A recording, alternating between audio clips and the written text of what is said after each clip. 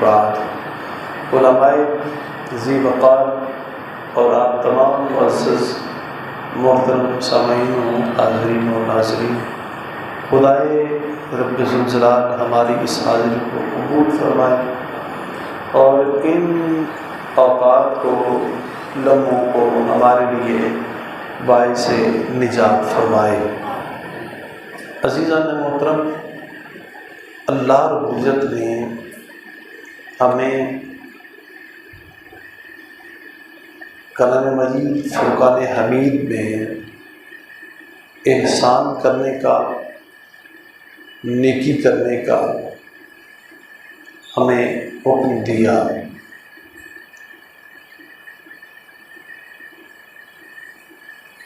اور اس کی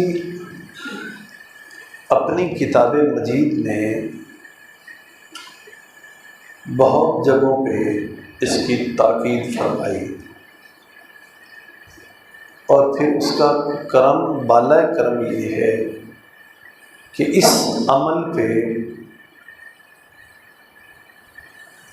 اللہ کریم نے ہمیں جو مجدہ سنایا ہے، جو ہمیں انعام دیا ہے، وہ یہ ہے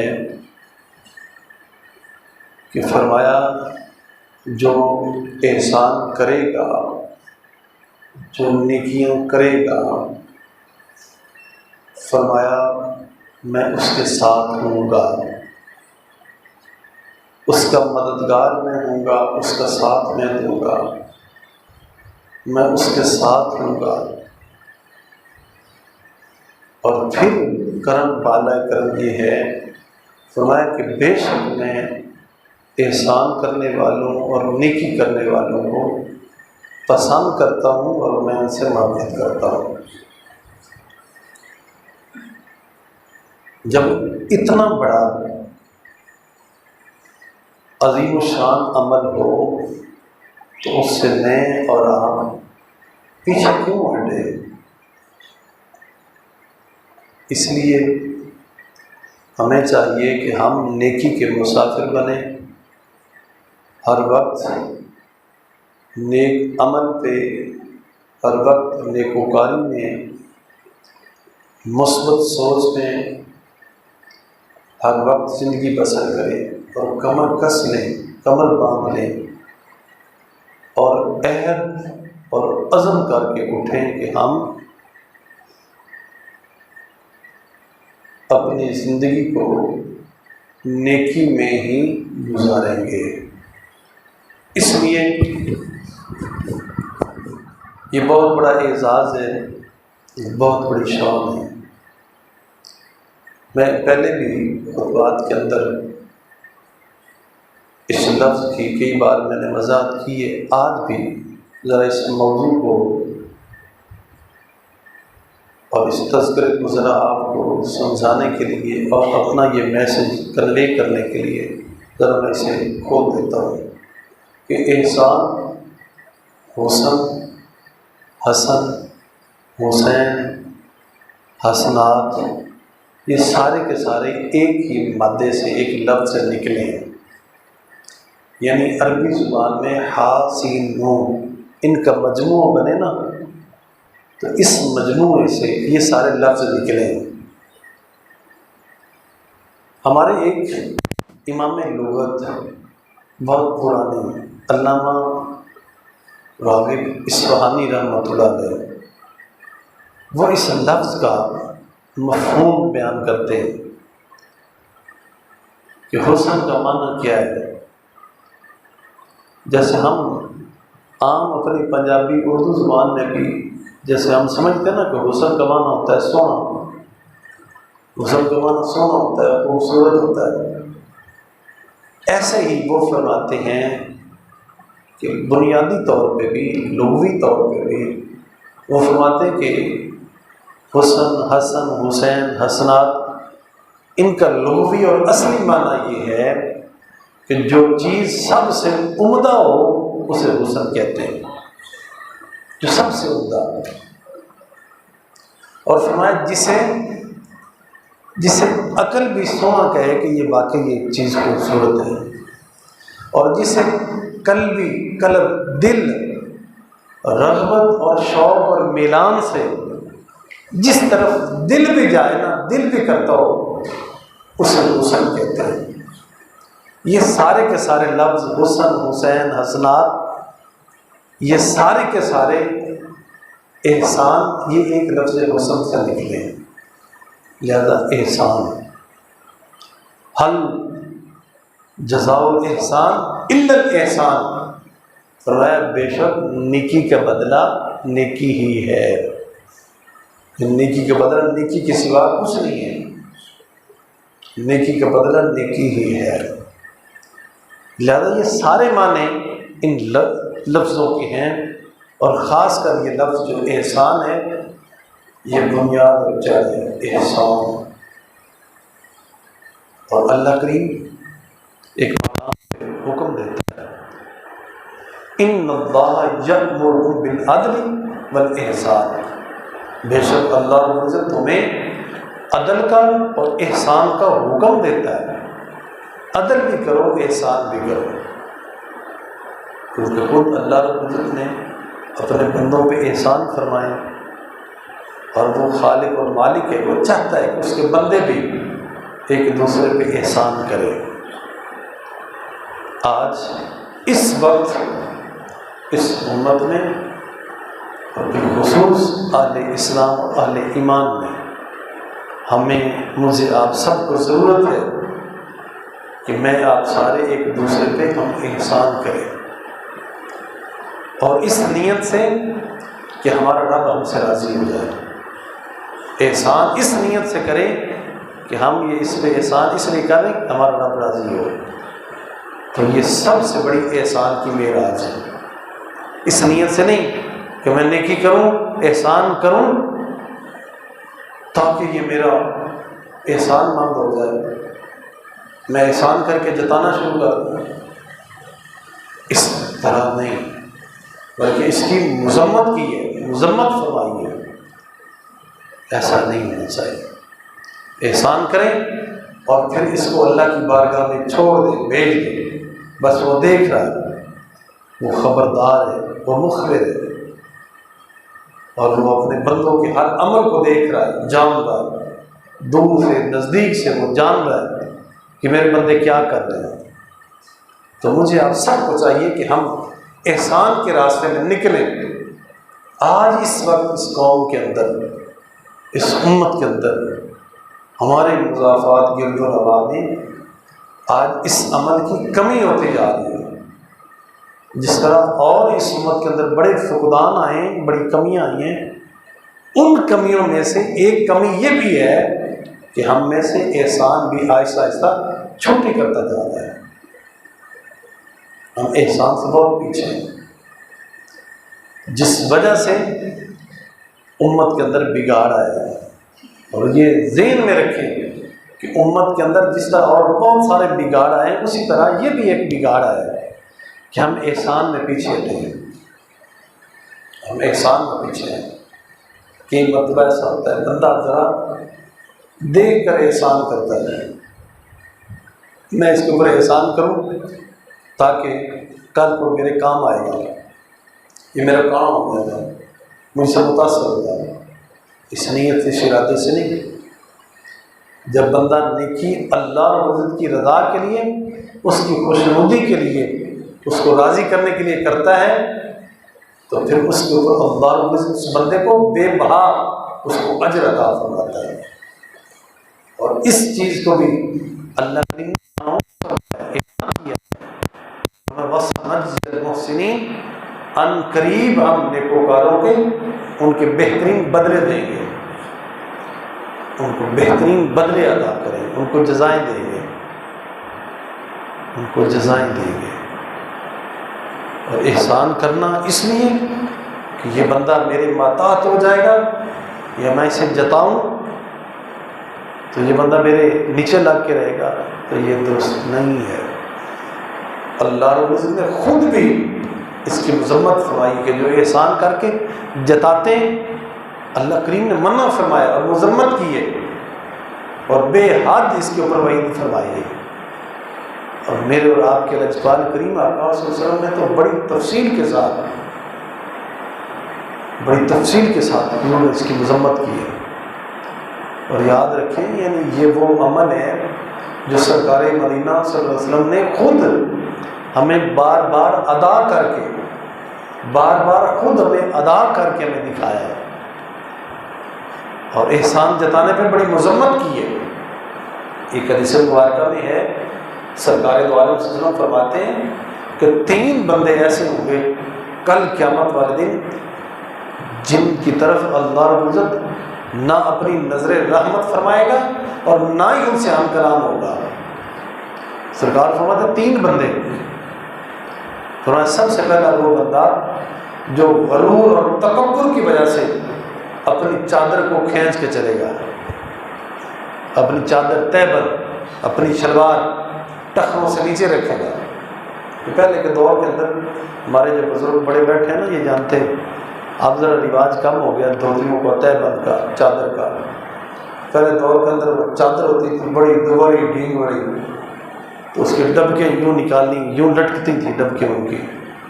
ان کے پلے جو تھے وہ نیچے لٹکتے تھے، یوں لٹکتے تھے نیچے، اور وہ تہبند نیچے پیچھے سے نا مٹی کے اوپر نا وہ ایسے اسے کھینچ کے گھسیٹ کے لاتے تھے۔ یہ پہلے دور کے نخرے تھے ان کے، تو اس کو بھی تکبر کی علامت کہی ہے، یہ تکبر ہے، غرور ہے۔ اور کئی تو ایسے چادر آتی تھی اور ان کے کبھی ان کے نوکر ملازم پیچھے سے چادر اٹھا کے چلتے تھے، ایسے وقت بھی ہے، اس کی مذمت فرمائی ہے۔ سرکار فرماتے ہیں اللہ رب العزت اس بندے کی طرف نہ نظر رحمت فرمائے گا اور نہ ہی ان سے ہم کلام ہوگا۔ سب سے پہلا وہ بندہ جو چادر لمبی رکھتا ہوگا، ٹخنوں سے نیچے رکھتا ہوگا۔ لہذا آج بھی ہمیں چاہیے ہم تہبند باندھیں تو ہمارے ٹخنے ننگے ہونے چاہیے، یہ شلوار باندھیں، شلوار پہنیں تو ٹخنے ننگے ہونے چاہیے۔ اور میں بڑا حیران ہوتا ہوں کہ سرکار دو عالم صلی اللہ علیہ وسلم کی سنتوں میں سے یہ بھی ایک ایسی سنت ہے جس کے اوپر بڑی تاکید فرمائی ہے، کبھی کبھی صحابہ کی یہ تہبندیں اتنی اونچی ہوتی تھی کہ ان کی یہ پڑیاں بھی ننگی ہوتی تھی، اتنی اونچی نہیں۔ آج ہمارے اس ماحول میں اگر کوئی شاید ایسی شلوار اونچی کر لے نا تو ہم کہیں گے کہ پتہ نہیں ہم کی ہو گیا، پتہ نہیں شدن کی ہو گیا۔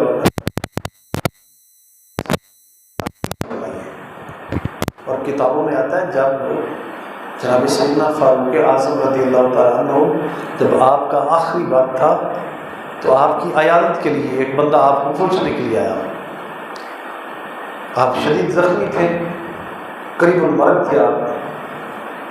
تو کچھ دیر پہلے ایک بندہ آپ کی عیادت کے لیے پوچھنے کے لیے آیا، تو آ کے کہنے لگا حضرت کیا حال ہے آپ کا، امیر المومنین کیا حال ہے آپ کا؟ تو آپ نے فرمایا میرا اللہ میرے اوپر رحم فرمائے گا،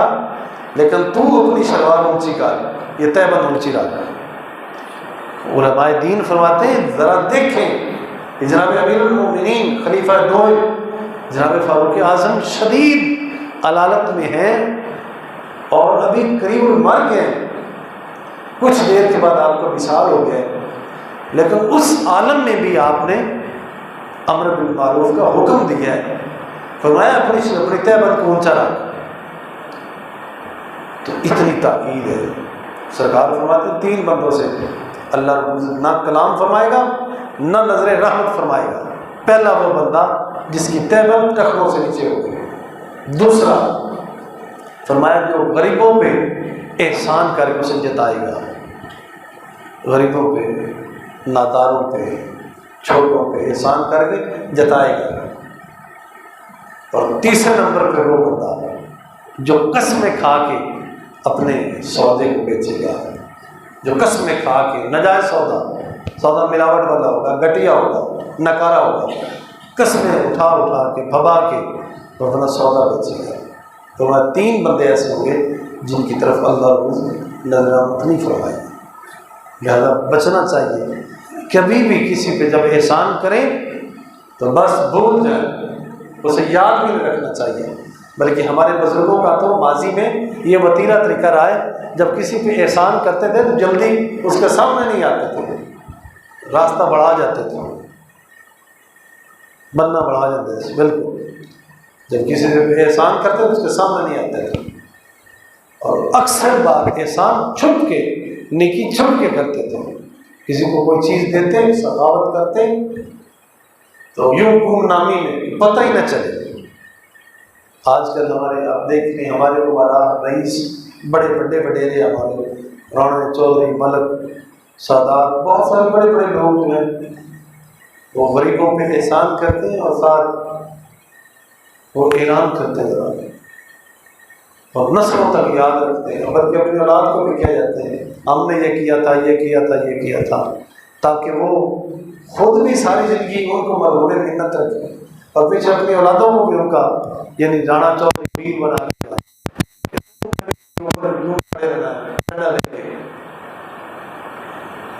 اب آپ دیکھ لیں، اب ہمارے سیاستدان بھی بالکل نکی جی نالی دینی، نکی جی نالی ہے، گندی نالی، نکی جی 2-4 اینٹاں دی، نکا جا رستہ ہے، یہ ہوتا ہے ساری تختی لگنی چاہیے، سارا نام آنا چاہیے، اور افسوس یہ نام کتنی دیر رہے گا، کتنی دیر نام رہے گا؟ ہم سے یہ لوگ اس سے پہلے جو آئے ہیں، پہلے جو سیاسی حضرات آئے ہیں، ان کی تختیں آپ نے دیکھی ذرا، آئے تھے، آ کے وہ تختیں ٹوٹ بھی گئی، چلی گئی، کوئی یاد ہی نہیں کرتا۔ ایسے ہی موجودہ جو حضرات ہیں، ان کو بھی کوئی ایسا وقت آئے گا، دن آئیں گے، ان کو بھی کسی نے یاد نہیں کرنا۔ اگر کوئی کسی کی نیت یہ نہ ہوئی، کسی کا ذہن یہ نہ ہوا، اور کسی نے اللہ کے رضا کے لیے اگر یہ نہ کیا، تو ان بندوں کو بھی نام نہیں رہتا۔ وہ معاجرہ، وہ معاملہ الگ ہے۔ اگر کوئی بندہ، کوئی MP ہے، MN ہے، سیاسی، اللہ کی رضا کے لیے، اس کو خوش کرنے کے لیے، اس کو راضی کرنے کے لیے کہ میرے مالک نے یہ امانت میرے ذمہ لگائی ہے، میں اس کا امین ہوں، اس میں خیانت نہ ہو، یہ جو بھی کروں اللہ کی رضا کے لیے کروں، اگر اس لیے کر کے جاتا ہے تو انشاءاللہ اس کا نام ہمیشہ ہمیشہ کے لیے رہے گا۔ لیکن اگر اس جگہ کے اوپر نہیں، تو یہ نالیاں، سورگ، یہ بتیاں، یہ سڑکیں بنا کے دے کے اور تختیاں لگا کے جانے سے کچھ بھی نہیں ہونا۔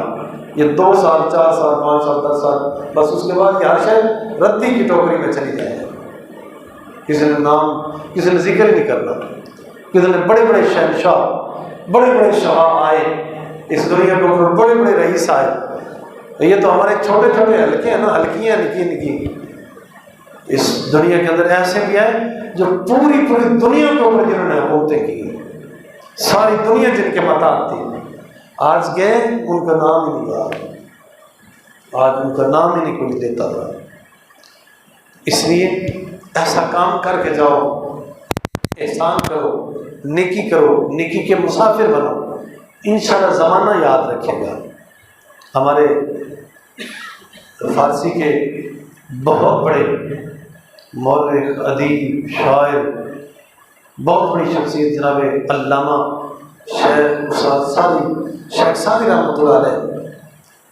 آپ نے بھی انہی لوگوں کا آپ نے تذکرہ کیا ہے، اور ایک مقام کے اوپر آپ نے اسی موضوع کو آپ نے بیان فرمایا کہ دنیا کے اوپر بڑے بڑے نامور آئے، ظالم بھی گزرے، جابر بھی گزرے، جاہل بھی گزرے، بڑے بڑے فاتح بھی آئے، لیکن فرمایا اسی بندے کا نام رہے گا جو نیکی، عدل اور احسان میں کاربند رہے گا، اور اسی کا اسی طرح آپ نے ایک نوشیروان بادشاہ کا آپ نے بڑا تذکرہ کیا ہے، فارسی زبان کے اندر اکثر قصوں کے اندر، کہانیوں کے اندر، حکایتوں کے اندر آپ نے نوشیروان بادشاہ کا نام کوٹ کیا ہے۔ تو میں نے پچھلی بھی ایک مرتبہ ان کا واقعہ سنایا، تو وہ ایک مرتبہ شکار پہ نکلا، ساتھ اس کی فوج بھی تھی، یہ اس بادشاہ کا نام تھا نوشیروان عادل کے نام سے وہ معروف ہوا ہے۔ تو ایک مرتبہ اپنی فوج کو ساتھ لے کے دور دراز کہیں شکار پہ گیا، تو آگے نا ایک سیبوں کا باغ آیا، سیبوں کا بڑا لدا ہوا باغ ہے، سیبوں کا پھل پکا ہوا ہے، تو ساتھ اس کے فوجی بھی ہیں، تو اس نے نا کہا کہ جاؤ نا، جا کے نمک لے کے آؤ۔ تو اس نے ایک سپاہی کو بھیجا نمک لے کے آ، ایک فوجی گیا تو جا کے نمک لے کے آ گیا، تو نوشیر ہوا بادشاہ، کہنے لگے کہ کہاں سے لیا ہے؟ کہا جناب وہاں سے لیا ذرا۔ کہا اس نے سیبوں والے باغ کے مالک کا نام دیا کہ میں نے اس سے لے کے آیا ہوں۔ تو بادشاہ سلامت نے کہا کہ پیسے دیے؟ اس نے کہا نہیں جناب لون کی کیڑی گل ہے، تھوڑا جہا نمک ہی تو لینا ہے ذرا۔ آپ نے فرمایا آج تو یہ نمک لے کے آیا ہے، اگر آج یہ مفت نمک آ گیا نا تو کل تو سارا یہ سیبوں والا باغ ہی کھا جائے گا، کل یہ سیبوں والا باغ ہی سارا پھل کی سماعت لے جائے گا، پھر سارا ملک ہی یوں تم کھا لو گے۔ اس وقت کی وہ بات کہ نمک کے اوپر اس نے اس کے پیسے پیچھے بھجوائے، اس کا یہ عمل، یہ بات اور یہ اس کے اوپر تاکید اور یہ تنقید جو تھی بادشاہ کی، یہ جناب شیخ صاحب رحمۃ اللہ نے اپنی کتاب کے اندر درج کی ہے۔ اس طرح کے اگر بادشاہ آتے اور عمرا بڑے وڈیرے اور ہمارے ذمہ دار حضرات اگر اس طرح زندگی گزارتے اور گزارے تو پھر ان کا نام دنیا میں باقی رہے گا۔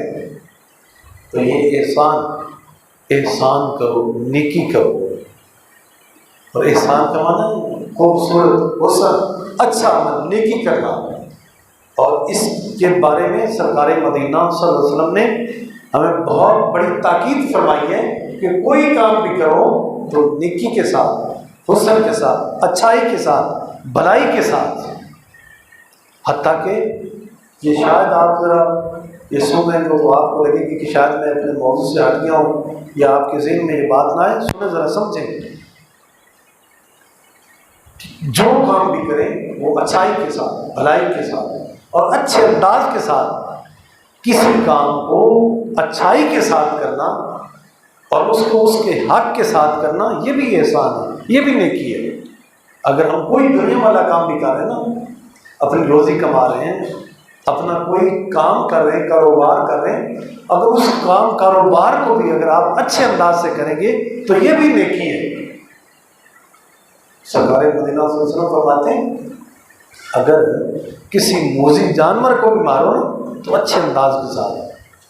کسی موذی جانور کو بھی مارو تو اچھے انداز کے ساتھ۔ اس حدیث پاک اس لفظ کو جو میں سمجھاؤں نا، جیسے آج کل ہم یہ کرتے ہیں نا کہ شام کو پکڑ لیا ساتھ میں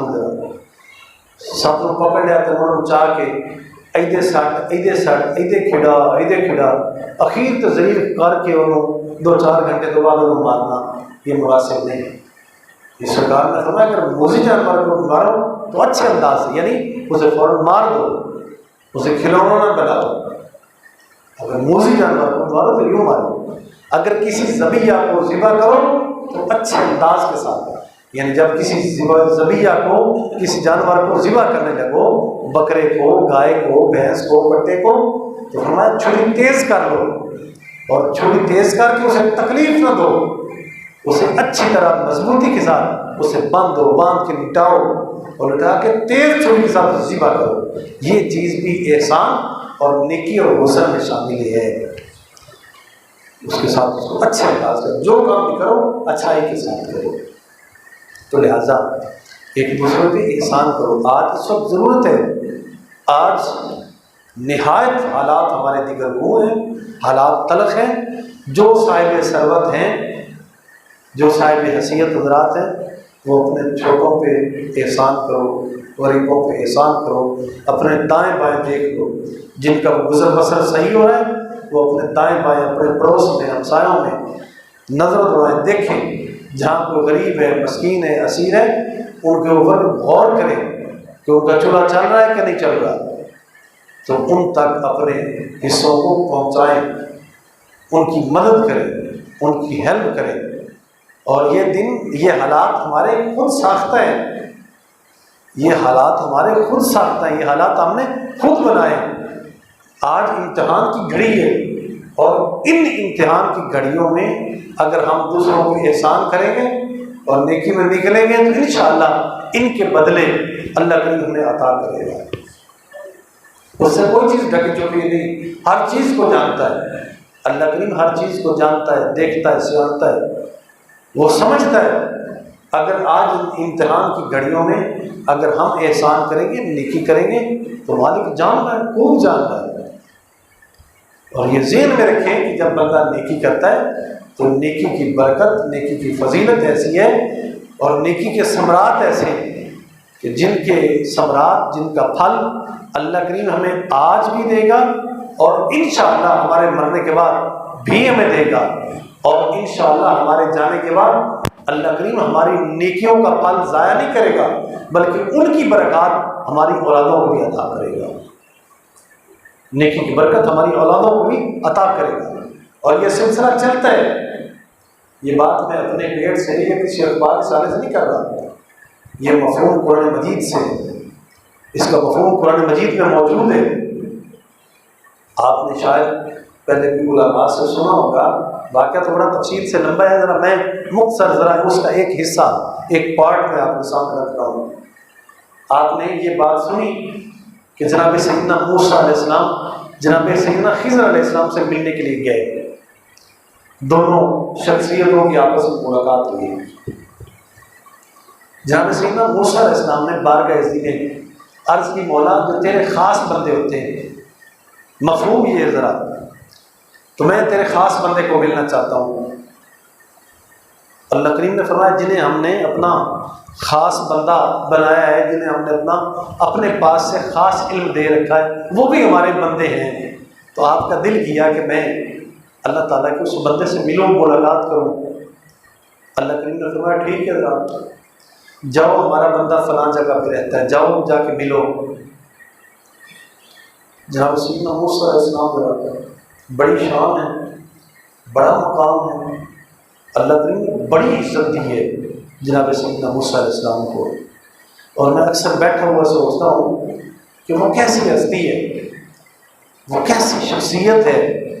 اور ان کے کیسے مبارک کان ہیں کہ جن کانوں نے اللہ رب العزت کا براہ راست کلام سنا ہے، جن کا جب دل کرتا ہے اپنے رب سے ہم کلام ہوتے ہیں، جب مالک چاہتا ہے اپنے بندے جناب موسیٰ علیہ السلام سے مخاطب ہوتا ہے۔ اور کیسے مبارک کان ہیں جن مبارک کانوں نے اپنے رب کی آوازوں کو سنا ہے۔ آج تک اس آواز جیسی آواز، اس جیسا سوز، اس جیسا گداز، اس جیسا ترنم، اس جیسی سریلی آواز اور کسی کی نہیں ہے۔ جو سریلی آواز جناب سیدنا موسیٰ علیہ السلام نے سنی ہے، کتنی بڑی شان ہے۔ دل کیا کہ میں اللہ کے خاص بندے کو ملوں، تو میں جاؤ فلاں جگہ پہ ہمارا بندہ رہتا ہے۔ آپ گئے، ساتھ آپ کے خلیفہ بھی ہے، آپ کا درویش بھی ہے، اس کو ساتھ لیا چلے گئے۔ اور ساتھ نشانی کیا تھی کہ جب اس بندے کو ملنا تو پتہ کیسے لگے گا وہ بندہ فلاں جگہ پہ ہے؟ فرمایا کہ وہاں دریا، اس سمندر کے کنارے پہ جاؤ اور ساتھ اپنے ایک بھنی ہوئی مچھلی لے جاؤ، جس جگہ پہ یہ مچھلی زندہ ہو کر اس پانی میں گر جائے نا، ٹپک جائے، کود جائے، وہ ٹھکانہ ہمارے بندے کا ہوگا۔ اب گئے اس جگہ پہ، جب جا کے ٹھہرے نا، آپ تھک گئے۔ جناب موسیٰ علیہ السلام فرمایا کچھ دیر کے لیے آرام کر لیں، ذرا کچھ دیر کے لیے آرام کر لیں۔ ٹھہرے، کچھ دیر سو گئے۔ اچانک مچھلی زندہ ہوئی، بھنی ہوئی ہے، پکی ہوئی ہے مچھلی، تو زندہ ہو کے پانی میں گر گئی۔ اب خلیفہ نے، درویش نے دیکھا نا یہ عمل، تو آپ کو اٹھانا چاہا، پھر دل میں خیال آیا کہ آپ آرام کر رہے ہیں، سو رہے ہیں، جب اٹھیں گے تو میں بتا دوں گا کہ مچھلی ابھی زندہ ہوگی، اس میں چلی گئی ہے۔ جب اٹھے نا تو اس کو یاد بھول گیا۔ آپ نے فرمایا چلو یار چلیں آگے۔ آپ پھر دریا سمندر کے کنارے آگے نکل گئے۔ جب وہ آگے گئے نا تو راستے میں بھوک لگی۔ آپ نے فرمایا یار وہ ہمارا سالن پکا ہوا بھونا ہوا کدھر ہے، وہ مچھلی نکالو نا ہم کھائیں۔ تو درویش کہنے لگے جناب وہ تو پیچھے زندہ ہو کے پانی میں چلی گئی تھی، مجھے یاد ہی نہیں۔ آپ نے فرمایا وہی تو ہماری منزل تھی جہاں ہم نے جانا تھا۔ پیچھے ہٹے، وہاں آئے۔ جب وہاں آئے پھر آپ کی ملاقات ہو گئی۔ میں اس میں سے اپنے موضوع احسان کی طرف آپ کو لانا چاہتا ہوں۔ اس واقعے سے ایک پہلو وہ ہے جو میں آپ کو سنانا چاہتا ہوں، لیکن اس کے ضمن میں ایک بڑی عام اچانک میرے ذہن میں بات آئی جو میں آپ کو ذرا سنانا چاہتا ہوں، ذرا غور سے سنیں۔ آج بھی ہمارے جو بندے دریا، ندی، نالے کنارے کسی نہر کے جا کے پیسے نکال کے پانی میں اس نیت ارادے سے پھینکتے ہیں نا کہ یہاں جناب سیدنا خضر علیہ السلام رہتے ہیں تو ہم نے یہ پیسے ان کو دینے ہیں، ذہن میں آ رہا ہے نا؟ آپ سنا نا آپ نے، بلکہ ہو سکتا ہے آپ نے بھی کئی بار ایسا کیا ہو کہ دریا کے پوڑ کے اوپر کھڑے ہو کے پیسے نکال کے آپ نے بھی پانی میں پھینکے ہوں، اس نیت سے کہ یہ ہم جناب سیدنا خضر علیہ السلام کو نذرانہ دے رہے ہیں، شرعی دے رہے ہیں، یہ پیسے ان کو دے رہے ہیں، تو یہ خیال صحیح نہیں ہے، یہ ذہن میں رکھیں۔ یہ ضمن میں بات آ گئی، اس لیے میں چونکہ عقیدے کی بات ہے اور بڑی اہم ہے، بڑی ضروری ہے،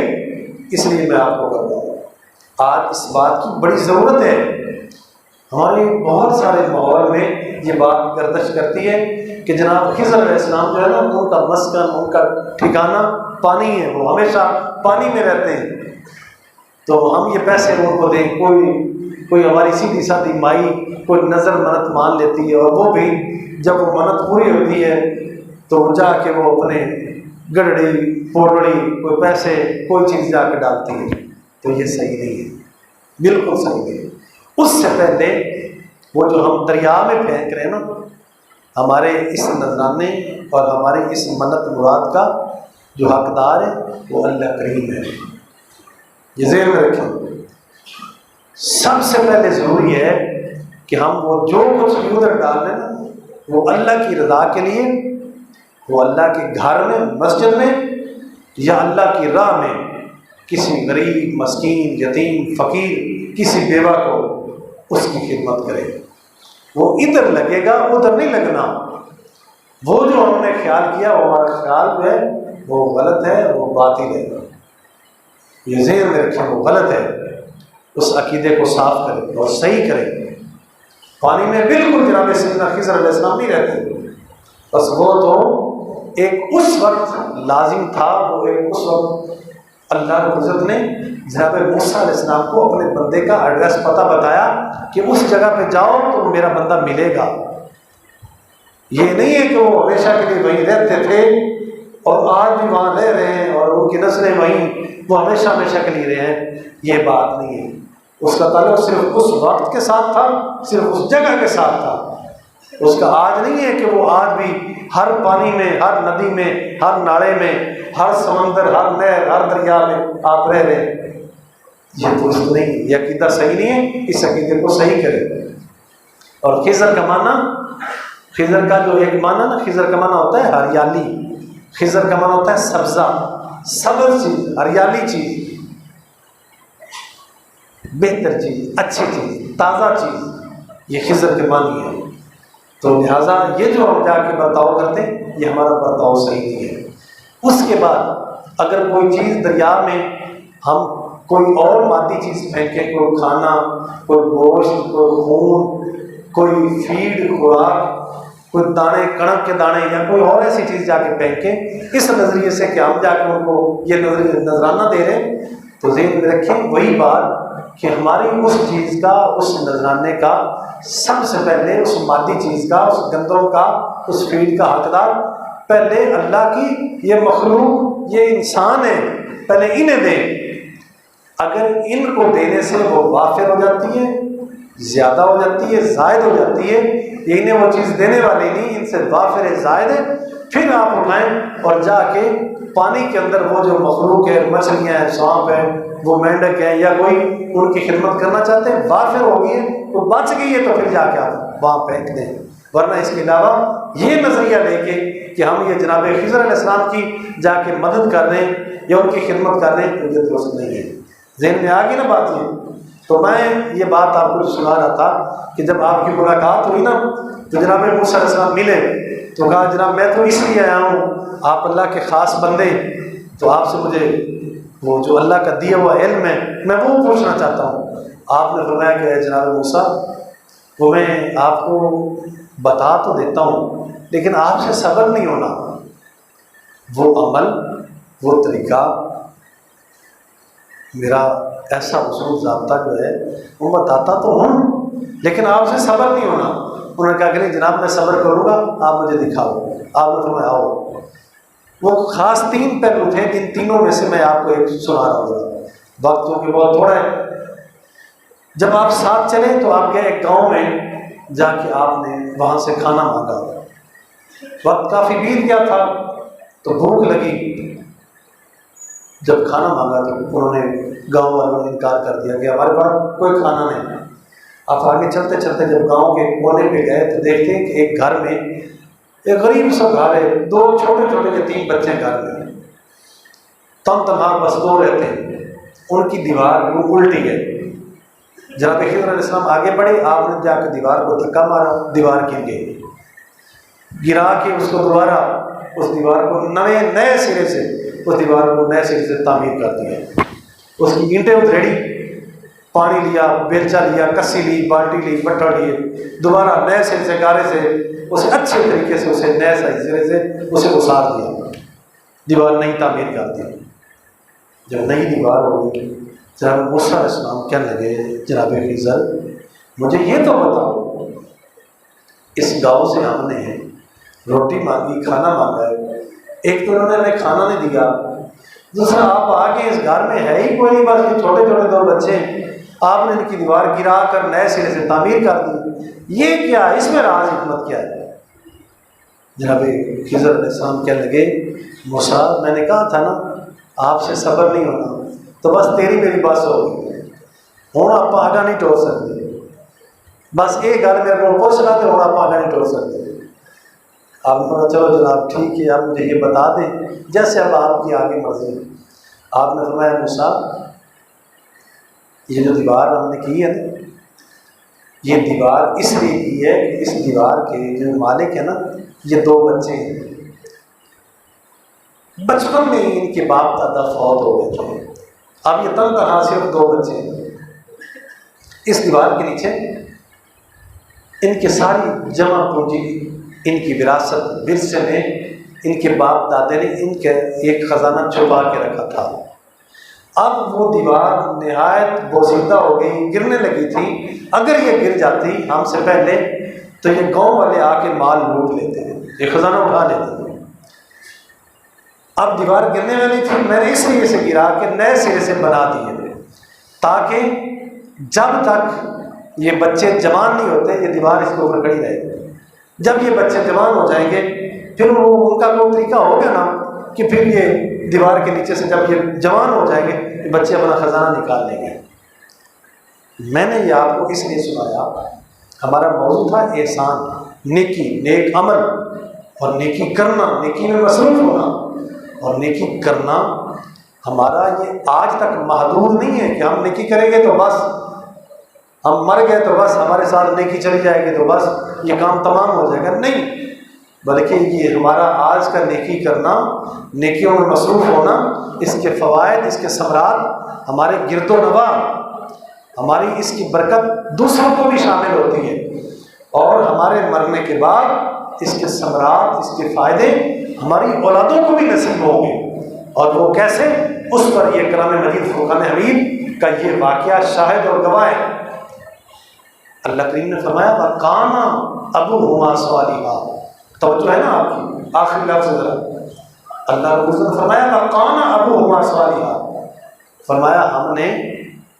ان 2 یتیم بچوں کے لیے وہ دیوار نئے سرے سے اس لیے بنوائی کہ تاکہ وہ خزانہ نہ لوٹ جائے، ان بچوں کو ملے، کیوں؟ یہ وہ بچے ہیں وَقَانَ أَبُوهُمَا صَالِحًا جن کا پیو دادا بڑا نیک تھا، جن کا باپ دادا نیک تھے، اور ہم نے اس خزانے کی حفاظت اس لیے کی ہے، یہ نیکوں کی اولاد ہے تاکہ اس خزانے سے ان کو فائدہ ملے گا۔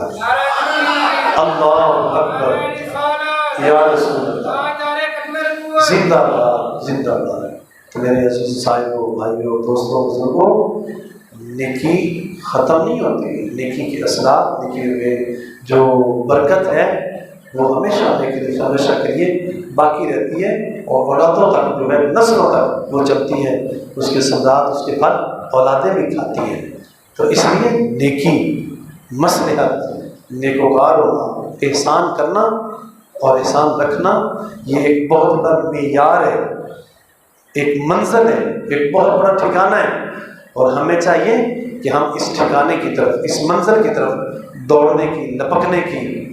اور اس کو اچیو کرنے کی ہم کوشش کریں، ہمیشہ ہمیشہ نیکی کے مسافر بنے۔ تو انشاءاللہ کوئی بندہ بھی جو نیکوکار بنے گا وہ کبھی خائب و خاسر نہیں ہوگا، وہ کبھی جو ہے وہ محروم نہیں رہے گا، وہ کبھی مذموم نہیں ہوگا۔ اگر زمانہ والوں کے اندر اس کی عزت رسپیکٹ نہیں بھی ہے نا تو کچھ عرصہ کے لیے نہ ہو، ایک وقت آئے گا جب اللہ رب العزت اس بندے کو عروج دے گا۔ اس لیے نیکوکار بنے،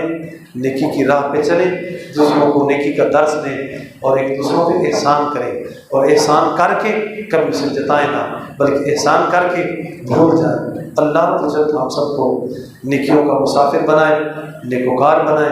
نیکوں کا دوست بنائے، اور نیکوں کی رفاقت اللہ کریم ہم سب کو عطا فرمائے۔ وآخر دعوانا الحمد للہ رب العالمین، وما علینا الا البلاغ۔